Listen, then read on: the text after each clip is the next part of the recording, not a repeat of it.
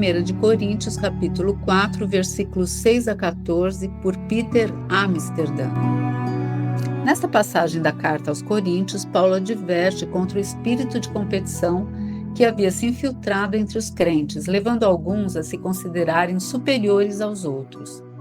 Irmãos, apliquei essas coisas a mim e a Apolo por amor a vocês, para que aprendam de nós o que significa não ultrapassem o que está escrito.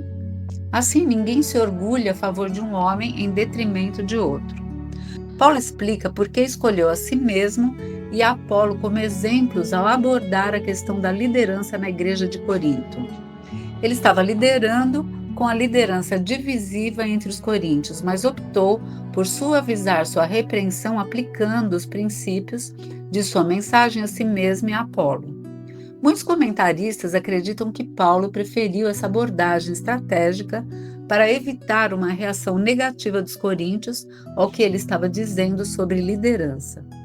Paulo destaca como ele e Apolo trabalharam juntos com humildade, sem se vangloriarem ou se compararem, mostrando que o ministério é centrado em Cristo. Então, exorta os crentes a não se ensoberbecerem, ou seja, a não ostentarem-se sobre os outros. Paulo está preocupado com o esforço deliberado dos coríntios em se contrastarem uns com os outros, o que está causando a desintegração da comunidade. Por isso, alerta que os coríntios não se ensoberbeçam uns contra os outros com base nos dons que receberam. Paulo fez referência às Escrituras ao advertir os coríntios: não ultrapassem o que está escrito, e insiste que os coríntios aprendam com o exemplo de Paulo e Apolo a não ir além do que as Escrituras ensinam. Pois quem torna você diferente de qualquer outra pessoa? O que você tem que não tenha recebido? E se o recebeu, por que se orgulha como se assim não fosse? Ao fazer essas 3 perguntas, Paulo aborda diretamente o problema central na igreja de Corinto.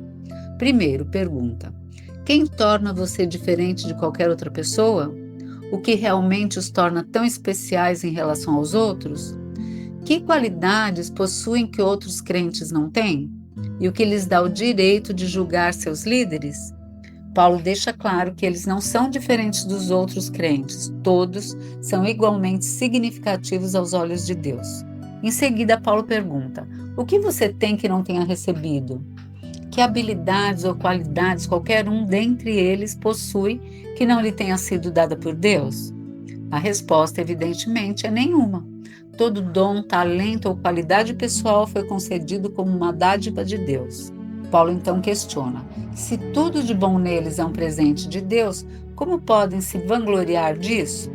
Como podem exaltar a si mesmos e suas opiniões acima dos outros crentes? Se o bem que possuem não é resultado de seus próprios méritos, mas da graça de Deus? Vocês já têm tudo o que querem, já se tornaram ricos, chegaram a ser reis e sem nós. Como eu gostaria que vocês realmente fossem reis para que nós também reinássemos com vocês? Isso está em 1 de Coríntios 6,4.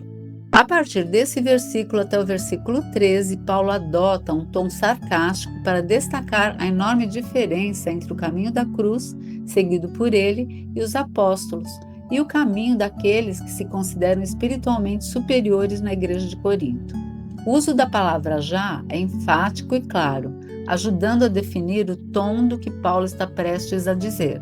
Com a expressão sem nós, sublinha que esses espirituais na igreja de Corinto acreditam possuir algo que nem mesmo os apóstolos têm. Agem como se a cruz não tivesse importância.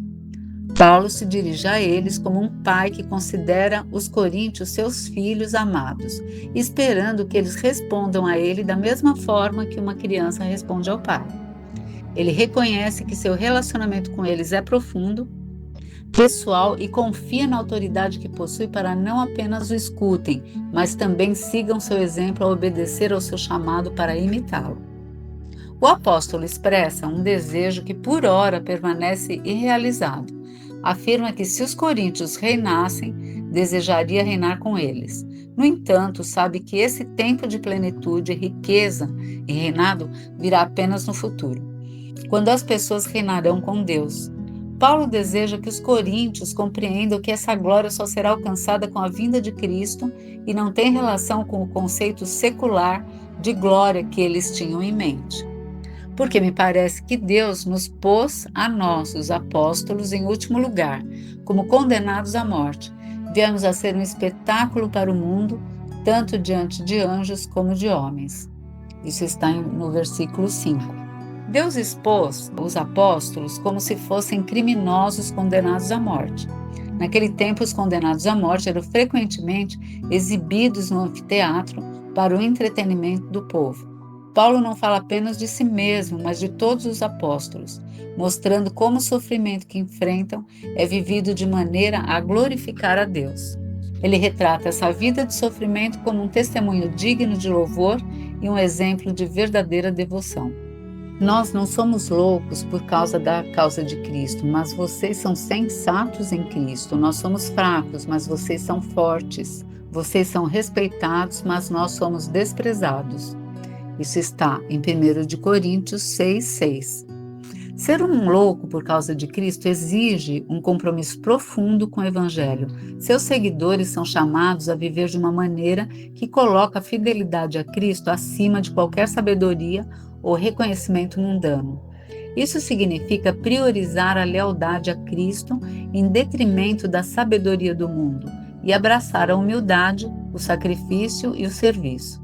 Escolher ser um louco por causa de Cristo é, portanto, optar por seguir um caminho de humildade, abnegação e serviço em nome do Evangelho, mesmo quando isso contraria as expectativas e valores do mundo. Em 1 Coríntios 6, versículo 7. Até agora estamos passando fome, sede e necessidade de roupas. Estamos sendo tratados brutalmente, não temos residência certa e trabalhamos arduamente com nossas próprias mãos. O apóstolo introduz uma lista de sofrimentos com a expressão até agora, lembrando aos coríntios que nada mudou em sua vida desde que ele os deixou. O sofrimento que ele e os outros apóstolos enfrentam não é uma fase temporária da qual escaparão à medida que se tornarem mais espirituais. Pelo contrário, mesmo enquanto Paulo escreve, ele e seus companheiros continuam a sofrer por causa de Cristo. Paulo continua listando os sofrimentos associados ao seu apostolado: perseguições, espancamentos, privação de comida e água e ausência de um lar permanente. Com isso, destaca as dificuldades que o diferenciam dos cidadãos honrados de Corinto, que não enfrentariam espancamentos nem precisariam trabalhar com as próprias mãos para sobreviver. Paulo compartilha suas experiências de vida como um exemplo a ser seguido pelos coríntios, modelando os ensinamentos de Cristo: passar fome, sede e necessidade de roupas. Reflete. Provavelmente as dificuldades que ele enfrentou enquanto viajava para espalhar o Evangelho e suportava o encarceramento. Jesus mencionou que os discípulos enfrentariam fome e mais tarde também falou sobre serem odiados, excluídos e difamados pela sociedade. Isso está no versículo 9. Experiências que Paulo e os apóstolos estavam vivenciando. O termo traduzido como necessidade de roupas ou mal vestidos, em outras traduções, é encontrado apenas nesta passagem no Novo Testamento. Serve para contrastar com a imagem dos sábios, que provavelmente estariam bem vestidos, refletindo seu status na comunidade. Ser tratados brutalmente ou esbofeteados, em outras versões, provavelmente se refere aos ferimentos corporais que Paulo e os outros apóstolos sofreram, seja das multidões ou durante o encarceramento. Muitos missionários não tinham residência certa, visto que estavam constantemente viajando. A palavra usada no original também pode ser entendida como andarilho, referindo-se a alguém que se desloca de um lugar para outro sem ter uma residência permanente. Paulo destacou esse aspecto de sua vida como algo que os crentes de Corinto deveriam imitar. Paulo sublinhou que ele e os apóstolos trabalham com suas próprias mãos, o que provavelmente reflete sua realidade de passar grande parte do tempo ensinando e pregando, muitas vezes até tarde da noite, enquanto também mantinham um trabalho diurno para se sustentarem. Irmãos, certamente vocês se lembram do nosso trabalho esgotante e da nossa fadiga. Trabalhamos noite e dia para não sermos pesados a ninguém, enquanto pregávamos o Evangelho de Deus a vocês. É o versículo 10. Quando somos amaldiçoados, abençoamos; quando perseguidos, suportamos; quando caluniados, respondemos amavelmente. Até agora nos tornamos a escória da terra, o lixo do mundo. 1 Coríntios 6, 11. A fala de Paulo remete ao que Pedro escreveu sobre Jesus. Quando insultado, não revidava; quando sofria, não fazia ameaças, mas entregava-se àquele que julga com justiça. Versículo 12. A resposta cristã ao escárnio e à zombaria é abençoar, retribuindo com palavras de bondade. A resposta à perseguição é suportar, sem revidar. Pedro e Paulo estavam seguindo o ensinamento de Jesus de que os discípulos de Cristo seriam perseguidos, mas por perseverarem encontrariam a verdadeira vida. Versículo 13. Caluniar significa fazer acusações conscientemente falsas, para o que, ensina Paulo, a resposta deve ser a amabilidade. O apóstolo lembra que quando os apóstolos eram caluniados, persistiam em falar a verdade sobre Cristo, respondendo com bondade, mesmo quando seus adversários distorciam deliberadamente sua mensagem. No Novo Testamento, somente nesta passagem encontramos a expressão "nos tornamos a escória da terra, o lixo do mundo". Carrega a ideia de algo que é raspado ou removido com impureza. Paulo utiliza essas palavras para transmitir aos coríntios que não devem esperar que uma vida dedicada ao serviço a Deus traga riqueza ou status aos olhos do mundo. Não estou tentando envergonhá-los ao escrever estas coisas, mas procuro adverti-los como a meus filhos amados. Capítulo 14. A carta de Paulo aos Coríntios foi bastante contundente, mas sua preocupação com eles era semelhante à de um pai por seus filhos. Embora ele tenha se dirigido a eles como irmãos e irmãs, versículo 15, aqui ele enfatiza que o propósito de suas cartas era adverti-los como um pai advertiria seus filhos.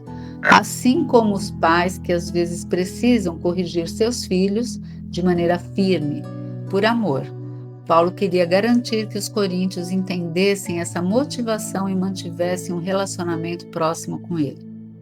O apóstolo explicou que não escreveu essas coisas para envergonhá-los. Queria deixar claro que não estava tentando fazê-los se sentir rebaixados ou desmerecê-los diante uns dos outros. Ao contrário, seu objetivo era ajudá-los a entender que seu pertencimento está seguro, mesmo que, em Cristo, isso seja visto de maneiras que o mundo não reconhece.